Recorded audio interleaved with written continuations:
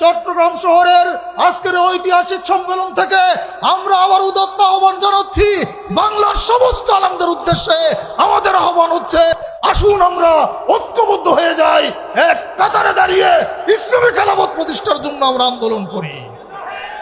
আহলে হাদিস, হানাফি, শাফি, হাম্বলি মাযহাবের সমস্ত তরিকার মানুষ যেদিন একটা প্ল্যাটফর্মে দাঁড়িয়ে, একটা মঞ্চে দাঁড়িয়ে যেদিন পবিত্র কোরআনের দাওয়াত সমকণ্ঠে উচ্চারণ করবে, সেদিন বাংলার জমিনে আর একটা বিপ্লব সাধিত হবে ইনশাআল্লাহ।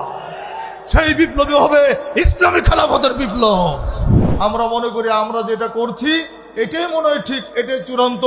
আর প্রত্যেকের জায়গা থেকে নিজেকে পারফেক্ট মনে করেন, প্রত্যেকেই প্রত্যেকের জায়গা থেকে নিজেকে সঠিক মনে করেন, যার ফলে আমরা ঐক্যবদ্ধ হতে পারছি না। আমার আলোচ্য বিষয় শুনতে পেরেছেন, অত্যন্ত গুরুত্বপূর্ণ একটি বিষয়, যে বিষয়টি আমাদের সকলের মনের চাওয়া। ঐক্য চায় না এমন কেউ কি আছে? বলেন তো, আমরা সকলেই ঐক্য চাই। মুসলিম ঐক্য আমরা সকলেই চাই। আর মুসলিম ঐক্যের কথা আল্লাহ সুবহানাহু ওয়া তাআলা কোরআন মাজিদে বলেও দিয়েছেন, এবং ঐক্যের যে ভিত্তি কি হবে সেটাও তিনি বলে দিয়েছেন। মুশকিল হচ্ছে আমরা সকলে ঐক্য চাই, কিন্তু ঐক্য হওয়ার যে রুট বা যে শর্ত দিয়ে ঐক্য হওয়া উচিত বা যার মাধ্যমে ঐক্যবদ্ধ হওয়া সম্ভব, সেখানে গিয়ে আমরা আর ঐক্যবদ্ধ হতে পারি না। যার ফলে আমরা বিভক্তি, আমাদের মধ্যে বিভক্তি প্রতিনিয়ত বেড়েই চলেছে। আল্লাহ সুবহানাহু ওয়া তাআলা সূরা আলে ইমরানের 103 নম্বর আয়াতে এবং 105 নম্বর আয়াতে আরও বিভিন্ন আয়াতের মধ্যে তিনি মুসলমানদেরকে ঐক্যবদ্ধ থাকার নির্দেশ দিয়েছেন। মুসলমানরা যেন বিভক্ত না হয়, তারা যেন দলে দলে ভাগ ভাগ হয়ে না যায়, সেই তাগিদ আল্লাহ সুবহানাহু ওয়া তাআলা দিয়েছেন। এই আয়াতের মধ্যেও তিনি নির্দেশ দিয়েছেন। তিনি বলছেন, আউযু বিল্লাহি মিনাশ শাইতানির রাজীম, ওয়াতাসিমু বিহাবলিল্লাহি জামিআন ওয়া লা তাফাররাকু।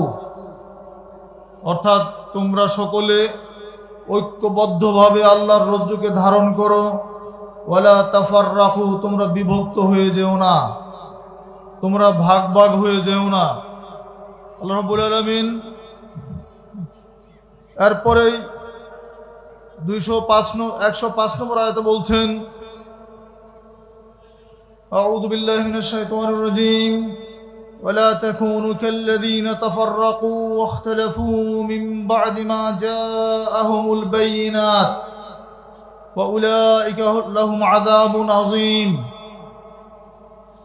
ওয়ালা তাকুনু, তোমরা হয়ো না, কাল্লাযীনা তাফাররাকু, যারা বিভক্ত হয়েছে তাদের মতো, ওয়াখতালাফু মিন বা'দি মা জাআহুমুল বায়িনাত, আর তাদের মতো হইল না যারা ইখতিলাফ করেছে, মতবিরোধ করেছে, মা জাআহুমুল বায়িনাত, যে দলিল তাদের কাছে এসেছে তা আসার পরে। অর্থাৎ দলিল প্রমাণ আসার পরেও যারা ইখতিলাফ করে, মতবিরোধ করে, তোমরা তাদের মতো হইও না। যদি হও, তাদের প্রসঙ্গে আল্লাহ পরবর্তী অংশ বলে দিয়েছেন, ওয়া উলাইকা লাহুম আযাবুন আযীম, তারা ওই সমস্ত লোক যাদের জন্য রয়েছে কঠিন শাস্তি। আলে ইমরান 105 নম্বর আয়াত। এই দুইটি আয়াতকে যদি আমরা সামনে নিয়ে কথা শুরু করি, তাহলে এটাই প্রমাণিত হচ্ছে আল্লাহ সুবহানাহু ওয়া তাআলা আমাদেরকে ঐক্যবদ্ধ হতে বলেছেন হাবলুল্লাহর ভিত্তিতে, আব্দুল্লাহর ভিত্তিতে নয়। কথা ঠিক না ঠিক? হাবলুল্লাহ অর্থ হচ্ছে আল্লাহর রজ্জু, আল্লাহর রজ্জু অর্থ হচ্ছে আল্লাহর বিধান। আল্লাহ রাব্বুল আলামিন যে বিধান দিয়েছেন, সেই বিধানের আলোকে ঐক্যবদ্ধ হতে হবে। কোনো ব্যক্তির আলোকে নয়, কোনো মতবাদের ভিত্তিতে নয়, কোনো তরিকার ভিত্তিতে নয়। মুসলমানদের আল্লাহ এক। মুসলমানদের নবী কয়জন? একজন না?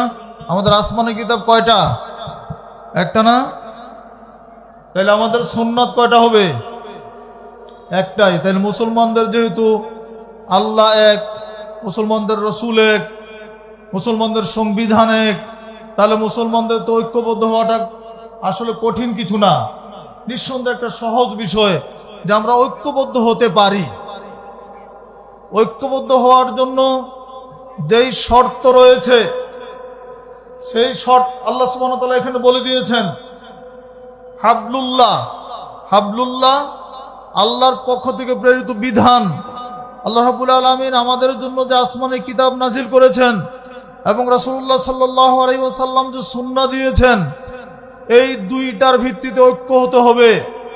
রাসূলুল্লাহ সাল্লাল্লাহু আলাইহি ওয়াসাল্লাম বিদায় হজের ভাষণে বলেছেন, তারাকতু ফিকুম আমরাইন লান তাদিল্লু মা তামাসসাকতুম বিহিমা কিতাবুল্লাহি ওয়া সুন্নতি।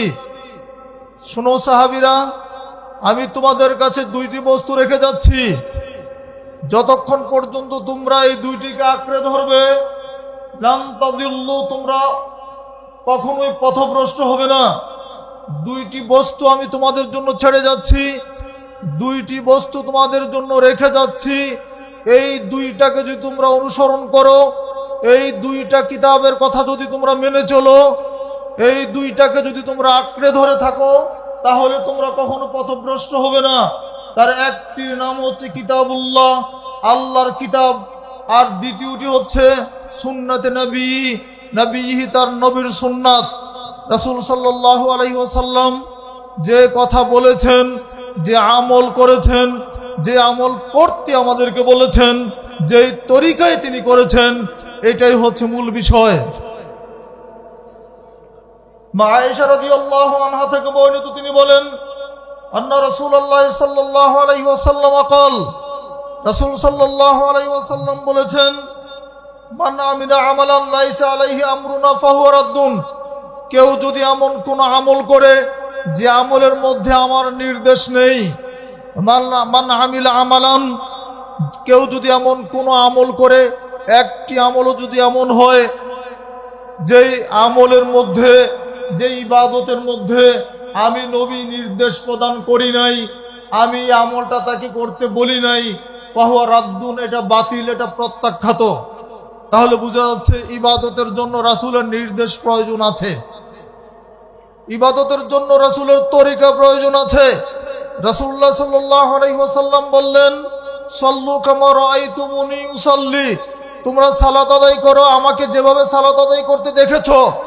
রাসূলুল্লাহ সাল্লাল্লাহু আলাইহি ওয়াসাল্লাম সালাতের ক্ষেত্রে নির্দেশ দিলেন তার পদ্ধতিতে সালাত আদায় করার জন্য। রাসূলুল্লাহ সাল্লাল্লাহু আলাইহি ওয়াসাল্লাম হজ করতে গিয়ে সাহাবীদেরকে বললেন, খুদু আন্নি মানাসিকাকুম, তোমরা আমার কাছ থেকে হজের নিয়ম পদ্ধতি শিখে নাও। আমি কিভাবে হজ সম্পাদন করছি, আমি কিভাবে ইহরাম বাঁধি, আমি কিভাবে তাওয়াফ করি, আমি কিভাবে সাই করি, আমি কখন আরাফার ময়দানে যাই, আমি কখন মুজদালিফায় রাত্রি যাপন করি, আমি কখন কিভাবে কোন তাসবিহটা পড়ছি, কোন দোয়াটা কখন পড়ছি, এই সবগুলো তোমরা আমার কাছ থেকে শিখে নাও। তাহলে বোঝা যাচ্ছে ইবাদত শিখতে হবে কার কাছ থেকে? বলেন কার কাছ থেকে? রাসূল সাল্লাল্লাহু আলাইহি ওয়াসাল্লামের কাছ থেকে। রাসূল সাল্লাল্লাহু আলাইহি ওয়াসাল্লামের নির্দেশ মতো আমল করতে হবে, তার শিখানো পদ্ধতিতে আমল করতে হবে। রাসূলের শিখানো পদ্ধতির বাইরে যদি কোনো ইবাদত আমরা করি, তাহলে ওই ইবাদত আল্লাহর কাছে কবুল হবে না। আমল করলে আমলটা বাতিল হয়ে যাবে, একথা আল্লাহ সুবহানাহু ওয়া তাআলা কোরআন মাজিদে বলেছেন। সূরাতুল কাহফের 104 নম্বর আয়াত আল্লাহ রাব্বুল আলামিন বলছেন, কুল হাল নুনাব্বিউকুম বিল আখসারিনা আমালা আল্লাযীনা দাল্লা সাইহুম ফিল হায়াতিদ দুনিয়া ওয়া হুম ইয়াহসাবুনা আন্নাহুম ইহসিনুনা সুনআ। নবী আপনি বলে দিন, আমি কি তোমাদেরকে ক্ষতিগ্রস্ত আমলকারীদের সম্পর্কে বলবো না? এই দুনিয়ার জীবনে যাদের সমস্ত প্রচেষ্টা বরবাদ হয়ে গেছে, যাদের আমলগুলো বাতিল হয়ে গেছে, ওয়া হুম ইয়াহসাবুনা, কিন্তু তাদের বিশ্বাস ছিল, তাদের ইয়াকিন ছিল, আন্নাহুম ইহসিনুনা সুনআ, নিশ্চয়ই তারা ভালো আমল করছেন, নেকির কাজ করছেন। তাহলে দেখুন আল্লাহ রাব্বুল আলামিন বললেন, নেকি মনে করে করলো এই আমল ক্ষতিগ্রস্ত আমল হবে। রাসূল বললেন, যে আমলের মধ্যে আমার নির্দেশ নেই সেটা যদি কেউ করে তাহলে সেটা বাতিল হয়ে যাবে। তাহলে আমাদের কারো বুঝতে বাকি থাকার কথা নয়, আমার জীবনের যত আমল আছে, যত ইবাদত আছে, সব ইবাদতকে যাচাই করে নিতে হবে কোরআন এবং সহিহ হাদিস দিয়ে। কথা ঠিক না ঠিক? কোরআন এবং সহিহ হাদিসের কষ্টি পাথরে ইবাদতকে যাচাই করে নিতে হবে। আমার আমলকে কোরআন হাদিস দিয়ে যাচাই করতে হবে, আমার তরিকাকে কোরআন হাদিসের সাথে মিলিয়ে ঠিক করে নিতে হবে। কোরআন হাদিসকে কখনো তরিকার সাথে মিলানো যাওয়ার প্রয়োজন নেই। কোরআন হাদিসকে দিয়ে আমার তরিকা দিয়ে কোনোদিন কোরআন হাদিস যাচাই করতে হবে না, বরং কোরআন হাদিস দিয়ে আমার তরিকাকে যাচাই করতে হবে। এইখানে আমরা ভুল বুঝেছি, আমরা মনে করি আমরা যেটা করছি এটাই মনে হয় ঠিক, এটাই চূড়ান্ত। আর প্রত্যেকের জায়গা থেকে নিজেকে পারফেক্ট মনে করেন, প্রত্যেকের জায়গা থেকে নিজেকে সঠিক মনে করেন, যার ফলে আমরা ঐক্যবদ্ধ হতে পারছি না। মুসলিম ঐক্যের মূল ভিত্তি হচ্ছে হাবলুল্লাহ, আল্লাহর বিধানের অধীনে মুসলিম ঐক্য হতে হবে। দেখুন 4 তরিকা, আরো অসংখ্য তরিকা আছে, প্রত্যেকেই কিন্তু ভালো কাজ করেছেন, দ্বীনের কাজ করেছেন। জগৎ বিখ্যাত 4 জন ইমাম, আমরা তাদেরকে শ্রদ্ধার সাথে স্মরণ করি। তাদের খেদমত, অতুলনীয় খেদমত তারা দিয়ে গেছেন। প্রত্যেকেই কিন্তু এই নির্দেশ দিয়ে গেছেন, কি বলেছেন? ইজা সাহাল হাদিস ফাহুয়া মাযহাবি, যেটা সহিহ হাদিস এটাই হচ্ছে আমাদের মাযহাব, এটাই হচ্ছে আমাদের তরিকা। ইমাম শাফি রাহমাতুল্লাহ আলাইহি এই কথা বলেছেন, ইদা রাআইতুম কালামি ইউখালিফুল হাদিস ফা'মালু বিল হাদিস, যদি আমার কোনো কথাকে হাদিসের বিরোধী দেখতে পাও, হাদিসের মুখালেফ পাও, ফা'মালু বিল হাদিস, তোমরা হাদিসের উপর আমল করবে। ওয়াদরিবু বিকালামিল হায়াত, আমার কথাটাকে দেয়ালে নিক্ষেপ করে দিবে। 10 লক্ষ হাদিসের হাফেজ ইমাম আহমদ বিন হাম্বল রাহিমাহুল্লাহ, তিনি আরো চমৎকার ভাবে বলেছেন, ওয়ালা তুকাল্লিদনি ওয়ালা তুকাল্লিদান্না মালিকান ওয়ালা আল-আওজাঈ ওয়ালা আন-নাখিয়া বাল খুযু মিন হাইসু আখাযু মিন কিতাব ওয়াস সুন্নাহ, তোমরা আমার অন্ধ তাকলিদ করবে না। ইমাম আওজাঈ, ইমাম নাখি, জগৎ বিখ্যাত কয়েকজন ইমামের উদ্ধৃতি দিয়ে তিনি বলছেন, কারো তোমরা অন্ধ অনুসরণ করবে না, চোখ বন্ধ করে কারো কোনো কথা মেনে নিবে না। বাল খুযু মিন হাইসু আখাযু মিন কিতাব ওয়াস সুন্নাহ, বরং তোমরা গ্রহণ করো, সেখান থেকে গ্রহণ করো যেখান থেকে তারা গ্রহণ করেছেন, কিতাব ও সুন্নাহ থেকে গ্রহণ করো, পবিত্র কোরআন এবং সহিহ হাদিস থেকে তোমরা মাসআলা গ্রহণ করো। সবাইকে তিনি এই নির্দেশ দিলেন, আমরা যেখান থেকে আমাদের যে উৎস ছিল পবিত্র কোরআন এবং সহিহ হাদিস, সেখানে তোমরা যাও, তাহলে আর ঐক্যের কোনো সমস্যা হবে না। আমরা মুসলমানদের মধ্যে শান্তি বিরাজ করবে, একজন মুসলমান আর একজন মুসলমানের জন্য সহযোগী হবে, সহমর্মিতা থাকবে, সৌহার্দ্যপূর্ণ সম্পর্ক থাকবে। আল মুসলিম আখুল মুসলিম লা ইয়াজলিমু ওয়া লা ইউসলিমুহু, রাসূল সাল্লাল্লাহু আলাইহি ওয়াসাল্লাম বলেছেন, একজন মুসলমান আর একজন মুসলমানের ভাই, একজন মুসলিম একজন মুসলিমের ভাই, সে তার প্রতি জুলুম অত্যাচার করবে না, তাকে শত্রুর মুখে নিক্ষেপ করবে না। মুসলমানদের বৈশিষ্ট্য রাসূল সাল্লাল্লাহু আলাইহি ওয়াসাল্লাম উদাহরণ দিয়ে দেখিয়েছেন। এক মুসলমানদের সম্পর্ক হচ্ছে একটা দেহের মতো, দেহের একটা অঙ্গের সাথে আরেকটা অঙ্গ যেমন মিল আছে, অন্য জায়গায় বলেছেন একটা প্রাচীরের ন্যায়, যেইভাবে প্রাচীর একটা ইটের মধ্যে আর একটা ইট গাঁথুনি দিয়ে মজবুত করে তিনি তার আঙ্গুলগুলোকে, এক হাতের আঙ্গুলগুলোকে আরেক হাতের আঙ্গুলের মধ্যে ঢুকিয়ে এইভাবে দেখালেন, এই মজবুত একটা বন্ধন, এটা হচ্ছে মুসলমানদের বন্ধন। মুসলমানরা বিভক্ত জাতি হোক, এটা ইসলাম চায় না, আল্লাহ চান নাই, নবী চান নাই। এই জন্য তারা বলে দিয়েছেন, তোমরা কোরআন এবং সহিহ হাদিসের কাছে ঐক্যবদ্ধ হও, আদর্শের মূলে ঐক্যবদ্ধ হতে হবে। ঐক্যের একমাত্র ভিত্তি হচ্ছে আদর্শ। আপনার আদর্শ যদি ঠিক হয়, আমার আদর্শ ঠিক হয়, ঐক্য এমনিতে হয়ে যাবে। আপনিও সহিহ হাদিস মানবেন, আমিও সহিহ হাদিস মানবো। আপনার আকীদা শিরক মুক্ত আকীদা হবে, আমারটা শিরক মুক্ত আকীদা হবে। আপনার আমল বিদআত মুক্ত সুন্নাতে আমল হবে, আমার আমলও বিদআত মুক্ত সুন্নাতে আমল হবে। আকীদার ক্ষেত্রে শিরক মুক্ত তাওহীদ মনে রাখতে হবে, আকীদার ক্ষেত্রে শিরক মুক্ত তাওহীদ পন্থী হতে হবে, আর আমলের ক্ষেত্রে বিদআত মুক্ত সুন্নাত পন্থী হতে হবে। এই সূত্রে যদি মিলে যায়, তাহলে সারা পৃথিবীর সমস্ত মুসলমানরা একটা প্ল্যাটফর্মে আসতে পারবে। কথা ঠিক না? এখানে যদি আমি মন মতো কথা বলি, গোড়ামি করে না, আমি যেটা করেছি এটাই ঠিক, কারণ আমি তো ঠিক বেঠিকের কোনো মানদণ্ড না। ঠিক বেঠিকের মানদণ্ড কি? কোরআন এবং সহিহ হাদিস। আহলে হাদিসরা এই দাওয়াতটা দিয়ে চলেছে। আহলে হাদিস কারো বিরুদ্ধে বদনাম করার জন্য সমাজে কাজ করে না। আজ থেকে ১৫০০ বছর আগের যে ইসলাম, মক্কা মদিনার যে ইসলাম, আল-হেরার যে ইসলাম, রাসূল সাল্লাল্লাহু আলাইহি ওয়াসাল্লাম এর রেখে যাওয়া যে নিষ্কলুষ ইসলাম তিনি রেখে গেছেন, সেই পিওর ইসলাম, সেই খাঁটি ইসলামটা মানুষের সামনে তুলে ধরাটা হচ্ছে আহলে হাদিসদের দাওয়াত। আহলে হাদিস আন্দোলন এই দাওয়াতই দিয়ে চলেছে, যে দাওয়াত নবী রাসূল সাল্লাল্লাহু আলাইহি ওয়াসাল্লাম দিয়েছিলেন, যেই দাওয়াত সাহাবীরা দিয়েছিলেন, এমনকি 4 ইমাম যে দাওয়াত দিয়েছিলেন, সেই একই দাওয়াত নিয়ে আহলে হাদিস আন্দোলন সারা বাংলাদেশে কাজ করে যাচ্ছে। এজন্য আমরা অনুরোধ জানাবো, বাংলাদেশের সকল আলেম ওলামাদের সাথে আমাদের একটা শ্রদ্ধাপূর্ণ সম্পর্ক আছে। কোন আলেমকে অসম্মান করা আহলে হাদিসদের কোনো কাজ নয়। আলেমের মধ্যে ভুল থাকতে পারে, কাউকে গালি দেওয়া আহলে হাদিসদের কোনো বৈশিষ্ট্য নয়। আহলে হাদিস সত্যিকার অর্থে যারা আহলে হাদিস, তারা কোনোদিন কাউকে, কোনো মুসলিমকে গালি দিতে পারে না। কারণ তারা জানেন আল মুসলিমু মান সালিম আল মুসলিমুনা মিন লিসানিহি ওয়া ইয়াদিহি। রাসূল বলেছেন, প্রকৃত মুসলমান হচ্ছে ওই ব্যক্তি যার হাত থেকে, যার জবান থেকে অন্য সকল মুসলমান নিরাপদে থাকে। এই জন্য আহলে হাদিস কারো প্রতি বিদ্বেষ পোষণ করে না। দুর্ভাগ্য হচ্ছে আহলে হাদিসরা এই দাওয়াত নিয়ে ময়দানে নামার কারণে নানাভাবে বাধার সম্মুখীন হচ্ছে। আমরা অনুরোধ জানাবো, আহলে হাদিসদেরকে নিয়ে কোনো বিভ্রান্তির কোনো কারণ নেই। সম্মানিত আলেম ওলামাদের উদ্দেশ্যে আমাদের বক্তব্য, আহলে হাদিসদেরকে কথা বলতে দেন, তারা কোরআন এবং সহিহ হাদিসের দাওয়াত সমাজে তুলে ধরুক। আহলে হাদিস কোনো আলেম ওলামার শত্রু নয়। তারা নিজের মন গড়া ইসলাম প্রচার করার জন্য দুনিয়াতে কাজ করে যাচ্ছে না। এজন্য আহলে হাদিসের মসজিদে আক্রমণ করা, আহলে হাদিসের মাদ্রাসাকে ভেঙে দেওয়া, আহলে হাদিসের জালসাগুলোকে বন্ধ করার জন্য চেষ্টা করা, এটা নিঃসন্দেহে কোনো ভালো কাজ নয়। বলেন ভালো কাজ? আমরা তাদের জন্য দোয়া করব, সকলের জন্য। কোনো মুসলমানের ধর্মীয় কাজে বাধা দিতে পারে না। পারে? যে দেশে মুসলমানরা হিন্দুদের মন্দির পাহারা দিচ্ছে, যে দেশে মুসলমানরা সাম্প্রদায়িক সম্প্রীতির জন্য দিন রাতের শ্রম দিচ্ছে, সে দেশে কোরআন হাদিসের কথা বলতে গিয়ে বাধার সম্মুখীন হওয়া, এটা কি ঠিক? এটা মোটেও ঠিক না। আমরা তাদের কাছে আপিল রাখবো, সকলের কাছে আমরা যেন সবাই মিলে কাজ করতে পারি।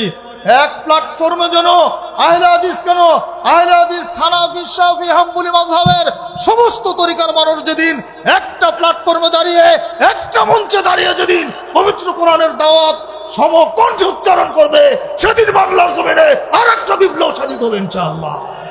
সেই বিপ্লবী হবে ইসলামী খেলাফতের বিপ্লব, প্রচলিত গণতন্ত্রের কোনো বিপ্লব নয়। আমরা শিরকের বিরুদ্ধে কথা বলি, কিন্তু গণতন্ত্রের মধ্যে হাজারো শিরক লুকিয়ে আছে, এগুলো আমরা চোখ বন্ধ করে গিলে খাচ্ছি। ইসলামী খেলাফতের বিকল্প কিছু আল্লাহ দুনিয়াতে দেয় নাই। দেশের সুশাসন প্রতিষ্ঠার জন্য, ন্যায় বিচার প্রতিষ্ঠা করার জন্য, প্রত্যেকটা মানুষের অধিকার সংরক্ষণ করার জন্য একমাত্র পদ্ধতি হচ্ছে আল্লাহর পক্ষ থেকে আসা যে বিধান, সেটাই হচ্ছে ইসলামী খেলাফতের বিধান। যেদিন বাংলার জমিনে ইসলামী খেলাফত প্রতিষ্ঠা হবে, সেদিন এই বাংলার জমিনে সুশাসন প্রতিষ্ঠা হবে ইনশাআল্লাহ। সেদিনের অপেক্ষা আমরা থাকলাম। এই জন্য সর্বাগ্রে যে বিষয় প্রয়োজন, সেটা হচ্ছে আলেম ওলামাদের ঐক্যবদ্ধ হওয়া। আলেম ওলামাদের ঐক্যবদ্ধ হওয়া ছাড়া কোনো বিকল্প পথ নেই। আহলে হাদিস আন্দোলনের আজকের ঐতিহাসিক সম্মেলন থেকে, চট্টগ্রাম শহরের আজকের ঐতিহাসিক সম্মেলন থেকে আমরা আবার উদাত্ত আহ্বান জানাচ্ছি বাংলার সমস্ত আলেমদের উদ্দেশ্যে। আমাদের আহ্বান হচ্ছে, আসুন আমরা ঐক্যবদ্ধ হয়ে যাই, এক কাতারে দাঁড়িয়ে ইসলামী খেলাফত প্রতিষ্ঠার জন্য আমরা আন্দোলন করি। বাতিল পরাভূত হবে। কুল জাল হক ওয়া যাহাকাল বাতিল ইন্নাল বাতিলা কানা যাহুকা। আল্লাহ সুবহানাহু ওয়া তাআলার দায়িত্বহীন ঘোষণা শুনুন, হক জাল, হক সমাগত, মিথ্যা প্রসৃত, নিঃসন্দেহে মিথ্যা প্রসৃয়মান। হক যখন আসবে তখন বাতিল পালিয়ে যাবে ইনশাআল্লাহ। ইসলামী খেলাফত যখন প্রতিষ্ঠা হবে, তখন যত বাতিল তন্ত্রমত আছে, যত বাতিল থিওরি আছে, যত ইজম আছে, যত তরিকা আছে, সবগুলো ডাস্টবিনে নিক্ষিপ্ত হবে ইনশাআল্লাহ। সম্মানিত উপস্থিতি, আহলে হাদিস আন্দোলন এ লক্ষ্যে কাজ করে যাচ্ছে। আমরা আশা করব আপনারা আন্দোলনের থিমটা বোঝার চেষ্টা করবেন। আর যারা আলেম ওলামা আছেন, আহলে হাদিস আন্দোলনকে ভুল বুঝবেন না। বিচ্ছিন্ন কোনো ব্যক্তি তার বক্তব্য খারাপ হতে পারে, নেগেটিভ কথা বলতে পারে। আমরা যারা সাংগঠনিকভাবে কাজ করে যাচ্ছি, আলহামদুলিল্লাহ, আমরা অত্যন্ত সহনশীলতার সাথে কথা বলি। কারো বিরোধিতা করা, কাউকে কটাক্ষ করে কথা বলা, এটা আমাদের দায়িত্ব নয়। আমাদের দায়িত্ব হচ্ছে মানুষের কাছে হকটা পৌঁছে দেওয়া। এই দায়িত্ব বোধ নিয়ে আমরা সমাজে কাজ করে যাচ্ছি। আপনাদের কাছে আমরা দোয়া চাই, আল্লাহ রাব্বুল আলামিন যেন আমাদেরকে এই দাওয়াত সমাজের সর্বত্র পৌঁছে দেওয়ার তৌফিক দান করেন, আমিন।